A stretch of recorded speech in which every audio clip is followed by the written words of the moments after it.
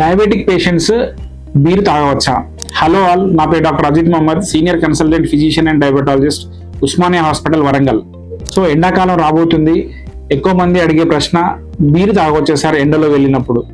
So ఈ beer తాగడం వల్ల ఏమవుతుందంటే, బీర్ అనేది ఒక డయూరిసిస్ ని కాసేస్తుంది, అంటే ఎక్కువ మూత్రం వచ్చేటట్టుగా చేస్తుంది. Already summer is a dehydrated condition. Sugar patient already dehydration condition లో ఉంటాడు. దీంతో మళ్ళీ పైనుండి బీర్ తీసుకుంటే ఇంకా మూత్రం ఎక్కువ వచ్చి డీహైడ్రేషన్ అనేది పెరిగి వడదెబ్బకు కారణం అవుతుంది. కాబట్టి ఎండాకాలంలో బీర్ కానీ ఇతర సాఫ్ట్ డ్రింక్స్ కానీ తీసుకోవడం అనేది చాలా ప్రమాదకరం. నా దగ్గరకు వచ్చే షుగర్ పేషెంట్లలో ఒక పేషెంట్ ఒక ప్రశ్న వేశారు, సార్ నేను రోజు రాత్రి ఆల్కహాల్ తీసుకుంటాను, నేను నైట్ టాబ్లెట్స్ ఎలా వేసుకోవాలి? సో నాకు వేసుకోవడం కుదరట్లేదు, సో నేను ఓన్లీ మార్నింగే తీసుకుంటాను.